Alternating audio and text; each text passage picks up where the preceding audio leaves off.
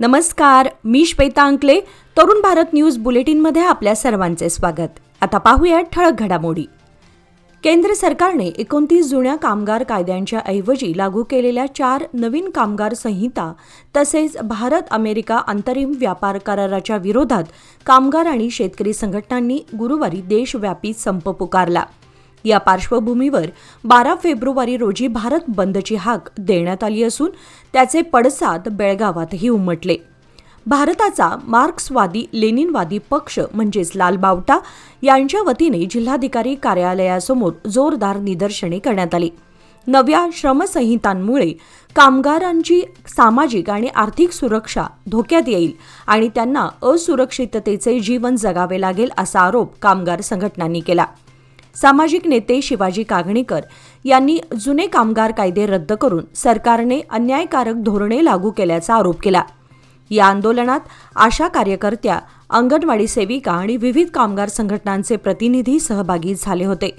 लाल बावटा पक्षाचे नेते ॲडव्होकेट नागेश सातेरी यांनी देशभरातील शेकडो कामगार व शेतकरी संघटनांचा पाठिंबा असल्याचा दावा करत जिल्हाधिकारी मोहम्मद रोशन यांना निवेदन सादर केल्याची माहिती दिली. अनमोड घाटातील धोकादायक वळणावर झालेल्या अपघातात खानापूर तालुक्यातील कारलगा येथील संतोष वामन पाटील वय 32 हे गंभीर जखमी झाले. पाटील हे दुचाकीवरून अनमोडहून गोव्याच्या वेरणा येथे कामासाठी जात असताना मागून येणाऱ्या बोलेरो पिकअप वाहनाने त्यांच्या दुचाकीला धडक दिली. धडकेनंतर पाटील रस्त्यावर कोसळले आणि बोलेरो त्यांच्या पायावरून गेल्यानंतर पुढे जाऊन रस्त्यावर उलटली. अपघातानंतर तातडीने 108 रुग्णवाहिकेला संपर्क करण्याचा प्रयत्न करण्यात आला. मात्र सीमावर्ती भागातील नेटवर्क अडचणींमुळे गोवा आणि कर्नाटक राज्यांच्या आपत्कालीन सेवांमध्ये समन्वयाचा विलंब झाला. अखेर रामनगर येथून आलेल्या 108 रुग्णवाहिकेद्वारे जखमी पाटील यांना उपचारासाठी बेळगाव येथे हलवण्यात आले. दोन्ही राज्यांच्या फोन लोकेशन समस्येमुळे जखमी युवकाला सुमारे तासभर उपचाराविना घटनास्थळी पडून राहावं लागल्याची माहिती प्रत्यक्षदर्शींनी दिली. शहरातील दुचाकी चोरीच्या वाढत्या घटनांवर एपीएमसी पोलिसांनी मोठी कारवाई करत तब्बल 13 मोटारसायकली जप्त केल्या असून 2 संशयितांना अटक केली आहे. या कारवाईमुळे शहर व परिसरातील दुचाकी चोरीच्या मालिकेला मोठा आळा बसल्याचे पोलिसांनी सांगितले. दिनांक 10 फेब्रुवारी रोजी दीपक गंगाधर भागानगरे वय 36 यांनी आपली हिरो स्प्लेंडर प्लस क्रमांक KA22 HP 3342 चोरीस गेल्याची तक्रार एपीएमसी पोलीस ठाण्यात दाखल केली होती. त्यानुसार गुन्हा नोंद करण्यात आला होता. गुन्ह्याचा तपास एसीपी मार्केट उपविभाग यांच्या मार्गदर्शनाखाली एपीएमसी पोलीस निरीक्षक यांच्या नेतृत्वाखालील विशेष पथकाने हाती घेतला. तपासादरम्यान पोलिसांनी 2 संशयितांना ताब्यात घेऊन चौकशी केली असता गुन्ह्याची कबुली त्यांनी दिली. त्यानुसार उमेश हणमंत बागेवाडी वय 33 व मौला हसनसाब हलकर्णी वय 48 यांना अटक करण्यात आली आहे. त्यांच्या ताब्यातून 11 हिरो स्प्लेंडर प्लस मोटारसायकली अंदाजे किंमत 4,55,000 तसेच 2 हिरो HF डिलक्स मोटारसायकली अंदाजे किंमत 80,000 असा एकूण 13 दुचाकी एकूण किंमत सुमारे 5,35,000 जप्त करण्यात आले आहेत. दोन्ही आरोपींविरुद्ध कायदेशीर कारवाई करण्यात आली असून पुढील तपास सुरू आहे. हुक्केरी तालुक्यात बनावट कागदपत्रांच्या आधारे शेतजमीन लाटणाऱ्या मोठ्या टोळीचा पर्दाफाश करण्यात पोलिसांना यश आलं असून 9 जणांवर कारवाई करण्यात आली आहे. या प्रकरणात उपनोंदणी अधिकाऱ्याचाही सहभाग उघड झाल्याने खळबळ उडाली आहे. जिल्हा पोलीस प्रमुख के रामराजन यांनी ही माहिती दिली. यमकणमर्डी, संकेश्वर आणि हुक्केरी पोलिसांच्या संयुक्त कारवाईत ही टोळी जेरबंद झाली. यमकणमर्डीचे पोलीस निरीक्षक जावेद मुशाफपुरी व त्यांच्या पथकाने 5 जणांना अटक केली तर हुक्केरी पोलिसांनी यापूर्वी उपनोंदणी अधिकाऱ्यासह 2 ताब्यात घेतले होते. संकेश्वर पोलिसांनी महिलेसह 4 अटक केली आहे. 22 जानेवारी 2026 रोजी शिवानंद मारुती कुदनूरी यांनी दिलेल्या फिर्यादीवरून गुन्हा दाखल झाला होता. आरोपींनी 21 मे 2025 व 12 जून 2025 रोजी मूळ जमीन मालकांच्या फोटोऐवजी स्वतःचे फोटो चिकटवून खोट्या सह्या करून बनावट करारपत्रे तयार केली होती. कुर्णीसह इतर ठिकाणीही अशाच प्रकारे जमीन बळकावण्याचा प्रयत्न झाल्याचे तपासात स्पष्ट झाले. नीलकंठ मुदपाकी यांच्या घरावर छापा टाकून 9 बनावट आधार कार्ड, 3 पॅन कार्ड, 1 बनावट मतदार ओळखपत्र अशी 22 कागदपत्रे जप्त करण्यात आली. ही कागदपत्रे संकेश्वर येथील सूर्यवंशी फोटो स्टुडिओमध्ये तयार केल्याची कबुली मिळाल्यानंतर तिथे छापा टाकून कॉम्प्युटर, लॅपटॉप, कॅमेरा, प्रिंटर व लॅमिनेशन मशीन जप्त करण्यात आले. या प्रकरणातील फरारी उपनोंदणी अधिकारी मडिवाळय्या बसवराज बानीमठ व आनंद महादेव दड्डीमणी यांनी अटकपूर्व जामीन घेतल्यानंतर पोलिसांसमोर हजर होताच त्यांना अटक करण्यात आली. पुढील तपास सुरू आहे. शहर गुन्हे शाखेच्या विशेष पथकाने केलेल्या धडक कारवाईमध्ये 2 सराईत वाहन चोरांना अटक करून त्यांच्या ताब्यातून चोरीच्या 5 दुचाकी जप्त करण्यात आल्या आहेत. जप्त वाहनांची एकूण किंमत अंदाजे 1,20,000 रुपये इतकी असल्याची माहिती पोलिसांनी दिली. रजत संजय शिवनगेकर व विठ्ठल सदेप्पा अरेर अशी अटक केलेल्या संशयितांची नावे आहेत. या दोघांनी एपीएमसी व मार्केट पोलीस ठाण्याच्या हद्दीतून दुचाकी चोरी केल्याचे तपासात निष्पन्न झाले आहे. पोलिसांनी संशयितांना ताब्यात घेऊन त्यांची कसून चौकशी केली असता चोरीच्या वाहनांबाबत माहिती मिळाली. त्यानंतर 5 दुचाकी हस्तगत करण्यात आल्या. पुढील तपास सुरू असून आणखी गुन्ह्यांचा उलगडा होण्याची शक्यता पोलिसांनी व्यक्त केली आहे. सदर कारवाई सीसीबीचे उपनिरीक्षक मंजुनाथ भजंत्री, उपनिरीक्षक शिवानंद कोरे, IS पाटील, अडिवेप्पा रामगुनट्टी, अमरनाथ दंडीन आणि जगदीश हादीमणी यांच्या पथकाने केली. देशातील किरकोळ महागाई दराने 8 महिन्यांतील उच्चांक गाठला असून जानेवारी महिन्यात तो वाढून 2.75% पोहोचला आहे. डिसेंबर महिन्यामध्ये महागाई दर 1.33% इतका होता. मे 2025 मध्ये महागाई 2.82% गेली होती. त्यानंतरचा हा सर्वाधिक दर आहे. सरकारने आज गुरुवार दिनांक 12 फेब्रुवारी रोजी महागाईची अधिकृत आकडेवारी जाहीर केली. दरम्यान महागाई मोजण्याच्या पद्धतीत मोठा बदल करण्यात आला आहे. ग्राहक किंमत निर्देशांकासाठी आधार वर्ष 2012 वरून बदलून 2024 करण्यात आला आहे. तब्बल दशकाहून अधिक काळानंतर हा बदल झाला आहे. ब्लूमबर्गच्या सर्वेक्षणानुसार 32 अर्थतज्ज्ञांनी जानेवारीतील महागाई दर 2.77% आसपास राहील असा अंदाज वर्तवला होता. प्रत्यक्ष जाहीर झालेला दर या अंदाजाच्या जवळ आहे. नव्या निर्देशांकात खाद्यपदार्थांचे वजन लक्षणीयरित्या कमी करण्यात आले आहे.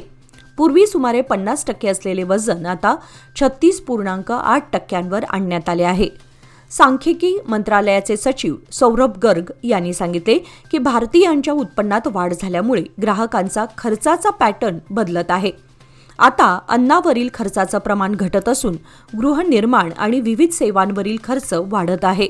महागाईतील ही वाढ पुढील काळातील आर्थिक धोरणे, विशेषतः व्याजदरांवरील निर्णयांसाठी महत्त्वाची ठरणार आहे.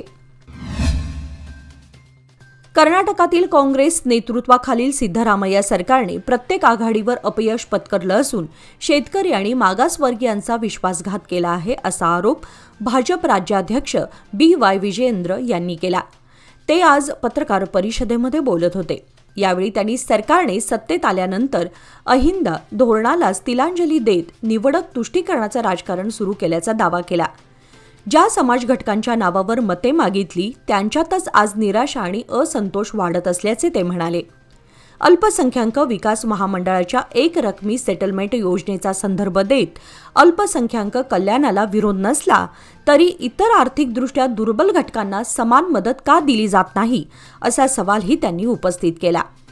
गृहलक्ष्मी योजनेमध्ये सुमारे 5,000 कोटी रुपयांच्या वितरणाबाबत अनियमितता असल्याचा आरोप करत या निधीबाबत मुख्यमंत्री आणि अर्थमंत्र्यांनी स्पष्टता द्यावी अशी मागणीही त्यांनी केली.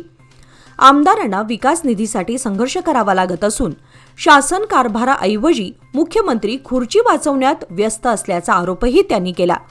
राज्याची आर्थिक स्थिती खालावत असून शासकीय कर्मचाऱ्यांना वेळेवर पगार मिळत नसल्याचा दावा करत सरकारने विश्वासार्हता आणि नैतिक अधिकार गमावले असल्याची टीका BY विजयेंद्र यांनी केली. बेळगाव शहरातील सर्व व्यापारी बंधूंनी आपल्या दुकानांवर ठळकपणे मराठी भाषेतील फलक लावावेत असे आवाहन समितीचे नेते रमाकांत कोंडुस्कर यांनी केले आहे. कर्नाटक सरकारने जाहीर केलेल्या नियमावलीनुसार दुकानांच्या फलकांवर 60% मजकूर कन्नड आणि 40% मजकूर इतर भाषेत असणे बंधनकारक आहे. या पार्श्वभूमीवर व्यापाऱ्यांनी स्वाभिमानाने मराठी भाषेचाही समावेश आपल्या फलकांवर करावा असे कोंडूस्कर यांनी स्पष्ट केले आहे. व्यापाऱ्यांना मराठी भाषेमध्ये फलक लावण्याचा पूर्ण अधिकार आहे. स्थानिक भाषिकांचा सन्मान राखत मराठीचा उल्लेख ठळकपणे करण्यात यावा असेही त्यांनी नमूद केले. बेळगावच्या व्यापाऱ्यांनी एकजुटीने मराठी भाषेचा सन्मान जपावा असे आवाहन कोंडूस्कर यांनी केले आहे.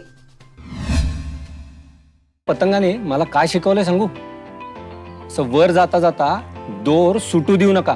थोडी तरी इन्व्हेस्टमेंट एफडी मध्ये नक्की करा, कारण एफडी आहे तर स्टडी आहे. लोकमान्य एफडी सोबत मिळवा best interest rate. Lokmanya FD आहे तर स्टडी आहे.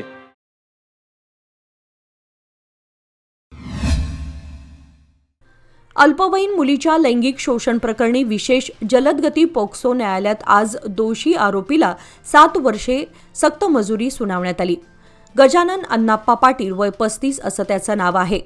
31 जुलै 2023 रोजी सदर घटना घडली होती. संबंधित मुलगी ही अल्पवयीन असल्याचे माहीत असतानाही आरोपीने तिला रस्त्यात अडवत तिच्याशी लगट करत तिला पळवून नेण्याचा प्रयत्न केला होता. मात्र त्या मुलीने प्रतिकार करत तू कोण आहेस असा जाब विचारत मदतीसाठी तिने इतरांना हाका मारायला सुरुवात केली. मात्र आरोपीने तिची दिशाभूल करण्यासाठी तुझ्या आईचे अपहरण झाले आहे, तुला तिच्याकडे घेऊन जाण्यासाठी आलो असल्याचे सांगितले. दरम्यान मुलीने पुन्हा किडनॅपर असे जोरात आरडाओरड केल्याने आरोपीने तिचा हात सोडून तेथून पलायन केले. या प्रकरणी टिळकवाडी पोलीस ठाण्यात गुन्हा दाखल करण्यात आला होता. त्यानुसार PSI श्वेता यांनी प्राथमिक तपास केला, तर पोलीस उपनिरीक्षक संतोष दळवाई यांनी न्यायालयात दोषारोपपत्र दाखल केले. सुनावणी दरम्यान 7 साक्षीदारांची साक्ष, 27 कागदोपत्री पुरावे आणि 2 मुद्देमाल सादर करण्यात आले. न्यायाधीश CM पुष्पलता यांनी पुराव्याआधारे आरोपीला दोषी ठरवत त्यास 7 वर्षांची सक्त मजुरी आणि 50,000 रुपये दंड अशी शिक्षा सुनावली. तसेच पीडित मुलीस जिल्हा विधी सेवा प्राधिकरणामार्फत 1 लाख रुपयांची भरपाई मंजूर केली आहे. सदर रक्कम 5 वर्षांसाठी राष्ट्रीयकृत बँकेमध्ये मुदत ठेव स्वरूपात ठेवण्याचे आदेश देण्यात आले आहेत. सरकारी वकील म्हणून LV पाटील यांनी काम पाहिले. चोरला घाट परिसरात सुमारे 400 कोटी जुन्या रुपयांच्या कथित दरोड्याची सखोल चौकशी करून गुन्हा दाखल करण्याची मागणी पुढे आली आहे. या संदर्भात संदीप दत्ता पाटील यांनी बेळगाव जिल्हा पोलीस अधीक्षकांकडे निवेदन सादर केलं असून कर्नाटकच्या गृहमंत्र्यांनीही या प्रकरणात जातीने लक्ष घालावे अशी मागणी केली आहे. निवेदनात या प्रकरणाचा संबंध त्यांच्या अपहरणाच्या तक्रारीशी जोडण्यात आल्याचा उल्लेख असून संबंधित गुन्ह्यात आपला कोणताही सहभाग नसल्याचा दावा पाटील यांनी केलाय. उलट आपणच या प्रकरणात तक्रारदार आणि पीडित असल्याचं त्यांनी स्पष्ट केलं.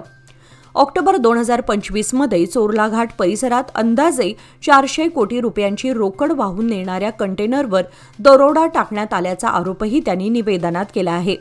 या संदर्भात काही संशयितांची नावे नमूद करण्यात आली असून ध्वनिमुद्रणांसह काही पुरावे तपास यंत्रणेकडे सादर करण्याची तयारी दर्शवण्यात आली आहे. दरम्यान या आरोपांबाबत पोलिसांकडून अधिकृत प्रतिक्रिया मिळालेली नसून सखोल चौकशीनंतरच वस्तुस्थिती स्पष्ट होणार आहे. बेळगाव विमानतळाशी जोडलेल्या मार्गांवरील उड्डाणांसाठी विमान कंपन्यांना आजपर्यंत एकूण 312 कोटी 11 लाख रुपये व्हायबिलिटी गॅप फंडिंग म्हणजेच तोटा भरपाई अनुदान वितरित करण्यात आल्याची माहिती केंद्रीय नागरी विमान वाहतूक राज्यमंत्री मुरलीधर मोहोळ यांनी राज्यसभेत दिली. जानेवारी 2026 पर्यंत उडान योजनेअंतर्गत बेळगाव विमानतळावर कार्यरत असलेल्या मार्गांची माहिती, संबंधित विमान कंपन्यांना देण्यात आलेल्या अनुदानाची सद्यस्थिती तसेच बेळगाव तिरुपती आणि बेळगाव हैदराबाद उड्डाणांची नियमितता व विश्वासार्हता याबाबत सदस्यांनी प्रश्न उपस्थित केले होते. त्यावर उत्तर देताना मोहोळ यांनी सांगितले की बेळगाव हैदराबाद मार्गासाठी इंडिगो, स्पाइसजेट आणि टूजेट या कंपन्यांना मान्यता देण्यात आली होती आणि तिन्ही कंपन्यांनी या मार्गावर उड्डाणे सुरू केली होती.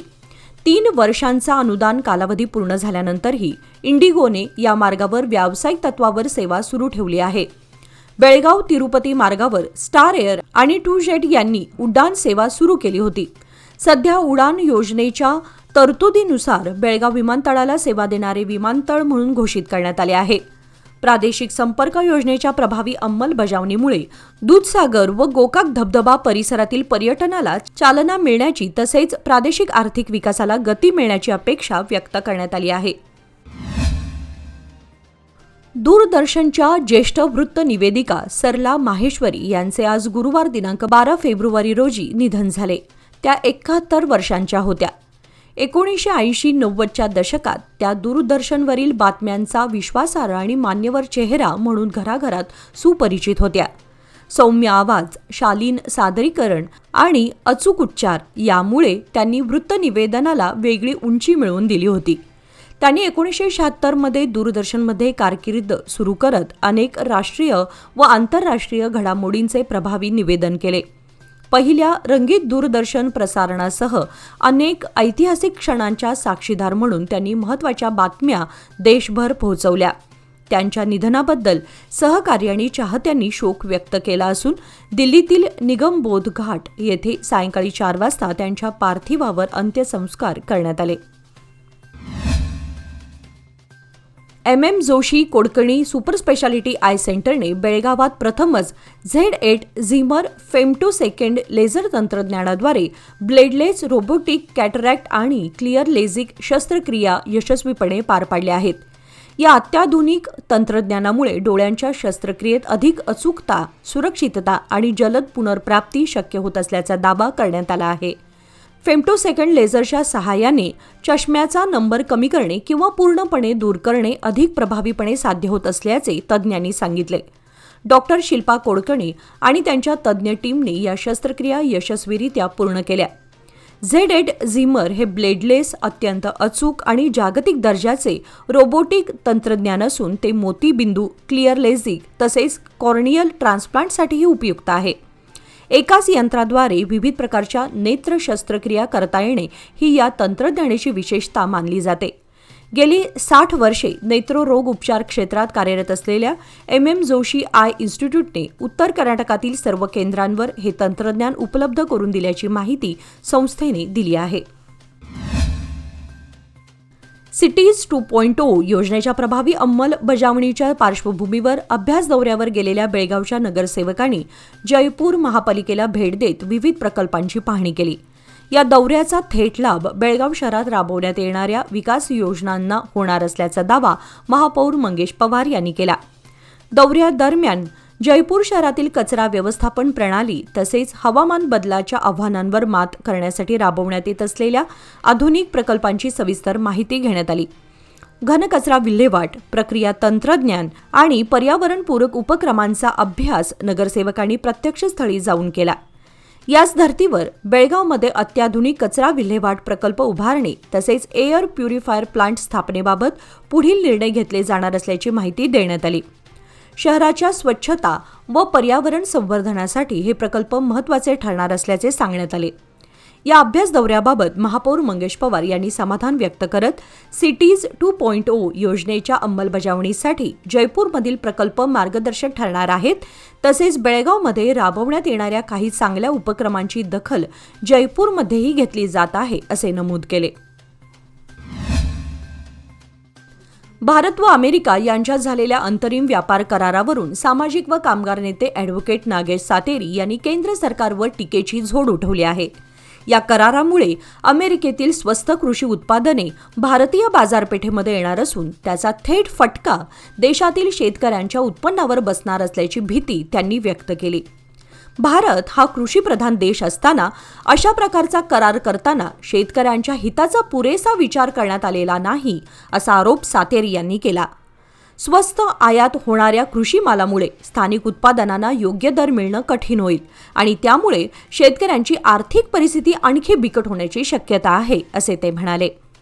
भारत अमेरिका व्यापार करार होणं गरजेचं असलं तरी तो देशातील शेती आणि शेतकरी यांच्या हिताला धक्का न लावणारा असायला हवा होता.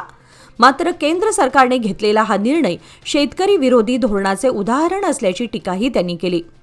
या कराराचे दीर्घकालीन परिणाम गंभीर असतील आणि येणाऱ्या काळात शेतकरी मोठ्या संकटात सापडू शकतात असा इशाराही ॲडव्होकेट नागेश सातेरी यांनी दिला. शेतकऱ्यांचे हित जपण्यासाठी सरकारने तातडीने पुनर्विचार करावा अशी मागणी त्यांनी केली आहे. महादाईच्या उपनद्यांचे पाणी वळवण्याच्या कर्नाटकाच्या प्रयत्नांना आळा घालण्यासाठी गोवा सरकारने सर्वोच्च न्यायालयात खटला जलद गतीने चालवण्याची प्रक्रिया सुरू केली आहे. या पार्श्वभूमीवर राज्याच्या जलस्रोत विभागाने गोव्याला उपलब्ध असलेल्या पाण्याचा अधिक परिणामकारक वापर करण्यासाठी म्हादई नदीवर 8 नवीन लघु धरणे उभारण्याची तयारी सुरू केली आहे. विभागीय अधिकाऱ्यांनी दिलेल्या माहितीनुसार प्रस्तावित 8 धरणांपैकी 2 धरणांचे सर्वेक्षण पूर्ण झाले असून त्यांचे अंदाजपत्रक तयार करण्याचे काम प्रगतीपथावर आहे. या 2 प्रकल्पांचे सविस्तर प्रकल्प अहवाल तयार करण्यात आले आहेत. उर्वरित 6 धरणांसाठी सर्वेक्षण व तांत्रिक प्रक्रियेसाठी सल्लागार नियुक्त करण्याचा निर्णय घेण्यात आला आहे. त्यामुळे या प्रकल्पांना गती मिळण्याची अपेक्षा व्यक्त केली जात आहे. म्हादई जलप्रश्नाच्या पार्श्वभूमीवर जलस्रोत व्यवस्थापन अधिक मजबूत करण्याच्या दृष्टीने ही पावले उचलली जात असल्याचे सूत्रांनी स्पष्ट केले. पश्चिम बंगालमधील सिलिगुडी येथे 31 जानेवारी रोजी पार पडलेल्या BSF शपथविधी समारंभात खानापूर तालुक्यातील ओलमणी येथील मूळ रहिवासी असलेल्या आणि सध्या कंग्राळी BK येथे वास्तव्यास असलेल्या रोशनी वसंत मुळीक हिने 400 प्रशिक्षणार्थींमध्ये परेड कमांडर म्हणून नेतृत्व करण्याचा मान पटकावला. या समारंभात तिला बेस्ट परेड कमांडर आणि बेस्ट ड्रिल पुरस्कारांनीही सन्मानित करण्यात आले. तिच्या या उल्लेखनीय कामगिरीनिमित्त मुळीक कुटुंबियांच्या वतीने शाहूनगर येथील वसुंधरा मंगल कार्यालयात सत्कार समारंभ आयोजित करण्यात आला. कार्यक्रमास महाराष्ट्र एकीकरण युवा समिती सीमाभागचे अध्यक्ष शुभम शेळके, खानापूर युवा समितीचे अध्यक्ष धनंजय पाटील, सरचिटणीस मनोहर हुंद्रे तसेच कंग्राळी BK ग्रामपंचायतीचे पदाधिकारी व मान्यवर उपस्थित होते. रोशनीच्या पालकांच्या हस्ते तिला शाल, श्रीफळ व पुष्पगुच्छ देऊन गौरवण्यात आले. रामदुर्ग, कटकोळ आणि सुरेबान येथील पोलीस ठाण्यांना जिल्हा पोलीस प्रमुख K. रामराजन यांनी भेट देऊन सविस्तर पाहणी केली. या पाहणीदरम्यान पोलीस ठाण्यातील दैनंदिन कामकाज, प्रलंबित प्रकरणे, गुन्हे, नोंदवही तसेच कायदा व सुव्यवस्था स्थितीचा आढावा घेण्यात आला. अधिकाऱ्यांनी ठाण्यातील स्वच्छता, अभिलेख व्यवस्थापन, शस्त्रसाठा तपासणी तसेच नागरिकांशी होणारा संवाद याबाबत माहिती घेतली. पोलीस कर्मचाऱ्यांशी चर्चा करून कामकाजात अधिक शिस्त, तत्परता आणि पारदर्शकता ठेवण्याच्या सूचना देण्यात आल्या. तसेच नागरिकांच्या तक्रारींवर त्वरित कार्यवाही करावी, महिला व ज्येष्ठ नागरिकांच्या सुरक्षेबाबत विशेष लक्ष द्यावे तसेच गस्त वाढवून गुन्हेगारीवर नियंत्रण ठेवावे अशा सूचनाही यावेळी देण्यात आल्या. या पाहणीमुळे पोलीस यंत्रणा अधिक कार्यक्षम व लोकाभिमुख होण्यास मदत होईल असा विश्वास अधोरेखित झाला आहे. बेळगाव वेंगुर्ला मार्गावरील धुमडेवाडी फाटासमोरील वळणावर ऊस वाहतूक करणाऱ्या ट्रॅक्टरमधून गिअर ऑइल गळती झाल्याने रस्त्यावर निसरडा निर्माण होऊन अपघातांची मालिका घडली. या घटनांमध्ये लहान बालकासह 1 महिला आणि 4 जण किरकोळ जखमी झाले. प्रसंगी त्यावर तातडीने उपचार करण्यात आले. गुरुवारी दुपारी सुमारे 12:30 वाजण्याच्या सुमारास हा प्रकार घडला. संबंधित ट्रॅक्टरमधून सांडलेले गिअर ऑइल जवळपास 150 मीटर अंतरावर रस्त्यावर पसरले होते. त्यामुळे त्या मार्गावरून जाणारी वाहने अचानक घसरू लागली. परिस्थितीची जाणीव होण्यापूर्वीच 3 मोटारसायकली सलग स्लिप झाल्याने सदर अपघात घडला. विशेषतः ऑइल गळती झाल्याची जाणीव असूनही संबंधित ट्रॅक्टर चालक घटनास्थळावरून निघून गेल्याची माहिती मिळाली आहे. या निष्काळजीपणामुळे प्रवाशांच्या जीवितास धोका निर्माण झाला. घटनेची माहिती मिळता सामाजिक कार्यकर्ते पंकज देवण आणि नामदेव गुरव यांनी तात्काळ धाव घेत रस्त्यावर सांडलेल्या ऑइलवर माती टाकून निसरड कमी करण्याचा प्रयत्न केला. यावेळी धुमडेवाडीचे पोलीस पाटील मोहन पाटील, मनोज रावराणे आणि आकाश महागावकर यांनी वाहतूक नियंत्रण करत सहकार्य केले. स्थानिक नागरिकांनी अशा निष्काळजी वाहन चालकावर कडक कारवाई करण्याची मागणी केली आहे. बेळगाव तालुक्यातील चलवेनहट्टी येथील ब्रह्मलिंग देवस्थानात रविवार दिनांक 15 फेब्रुवारी रोजी महाशिवरात्रीनिमित्त विविध धार्मिक कार्यक्रमांचे आयोजन करण्यात आले आहे. पहाटे मंदिरात भगवान शंकराची विधिवत पूजा केली जाईल. त्यानंतर मंदिर भाविकांसाठी दर्शनासाठी खुले करण्यात येणार आहे. दिवसभर भाविकांची दर्शनासाठी गर्दी अपेक्षित असून मंदिर परिसरात भक्तिमय वातावरण राहणार आहे. रात्री संगीत भजनाचा कार्यक्रम आयोजित करण्यात आला आहे. सोमवार दिनांक 16 फेब्रुवारी रोजी महाप्रसादाचे आयोजन करण्यात आले आहे. शिवरात्र उत्सव मंडळाने सर्व भाविकांनी दर्शन व महाप्रसादाचा लाभ घ्यावा असे आवाहन केले आहे. RPD कला आणि वाणिज्य महाविद्यालयामध्ये मंगळवारी झालेल्या आंतर महाविद्यालयीन शरीर सौष्ठव स्पर्धेत संकेश्वरचा मोहम्मद साकीब डोंगरखे हा मिस्टर RCU किताबाचा मानकरी ठरला. RPDचा किशोर कुंभार बेस्ट पोझर ठरला. स्पर्धेमध्ये बेळगाव, चिकोडी, विजापूर आणि बागलकोट जिल्ह्यातील 35हून अधिक खेळाडूंनी सहभाग घेतला होता. स्पर्धेचे उद्घाटन आरपीडीचे माजी विद्यार्थी व आयुष फिटनेसचे संचालक अश्विन कुमार निंगण्णवर यांच्या हस्ते झाले. यावेळी राज्य शरीर सौष्ठव संघटनेचे कार्याध्यक्ष अजित सिद्धण्णावर, आरसीयू क्रीडा विभागाचे संचालक डॉक्टर जगदीश गस्ती आदी उपस्थित होते. एसकेई सोसायटी स्पोर्ट्स अकॅडमीचे सदस्य प्रसाद तेंडुलकर हे अध्यक्षस्थानी होते. यावेळी प्राचार्य डॉक्टर अभय पाटील, माजी विद्यार्थी संघटनेचे अध्यक्ष डॉक्टर प्रसन्न जोशी, क्रीडा संचालक डॉक्टर रामकृष्ण एन यांची उपस्थिती लाभली. विविध वजनी गटातील अनुक्रमे निकालांमध्ये 60 किलो वजनी गटामध्ये श्री शिव मोदगेकर, विशाल सहाणी व राहुल जमखंडी, 65 किलो वजनी गटामध्ये विशाल निलजकर, श्रीधर हंडे व कृष्णा रायकर, 70 किलो वजनी गटामध्ये शरणप्पा कुमाचगी, स्वप्नील कपिलेश्वरी तसेच किशोर कुरबूर, 75 किलो वजनी गटामध्ये विनीत हणमसेठ, अशोक काकतकर व आनंद बानगी, 85 किलो वजनी गटामध्ये करमताली शिगापुरे, 85हून अधिक मोहम्मद साकीब डोंगरखे यांनी विजेतेपद पटकावले. अनगोळ येळ्ळूर शिवारातील टरबूज पिकावर पांढऱ्या माशीचा प्रादुर्भाव झाल्याने शेतकरी चिंतेत सापडले आहेत. किडीमुळे पिकाची वाढ खुंटत असून पानांवर परिणाम दिसून येत आहे. बुधवारी फलोत्पादन विभागाच्या अधिकाऱ्यांनी संबंधित शेतात पाहणी करून परिस्थितीचा आढावा घेतला. पानांच्या मागील बाजूस ही कीड अंडी घालत असल्याने रस शोषून पानांचे पिवळेपण वाढत असल्याचे अधिकाऱ्यांनी निदर्शनास आणले. त्यामुळे पिकांचं मोठ्या प्रमाणात नुकसान होण्याची शक्यता व्यक्त करण्यात आली आहे. या प्रादुर्भावावर नियंत्रण मिळवण्यासाठी योग्य कीटकनाशकांची फवारणी करण्याचा सल्ला शेतकऱ्यांना देण्यात आला. फलोत्पादन विभागाचे सहाय्यक काशीनाथ पाटील यांनी आजूबाजूच्या शेतांचीही पाहणी केली असून यावेळी राजू मर्वे, सदानंद देसाई, सदानंद बसरीकट्टी यांच्यासह स्थानिक शेतकरी उपस्थित होते. याचबरोबर आजचे बातमीपत्र इथे संपले. अधिक माहिती आणि ताज्या घडामोडींसाठी पाहत रहा तरुण भारत न्यूज चॅनल. तसेच आमच्या चॅनलला लाईक, शेअर आणि सबस्क्राईब करायला विसरू नका. आणि विश्वासार्ह बातम्यांसाठी दररोज वाचा दैनिक तरुण भारत. धन्यवाद.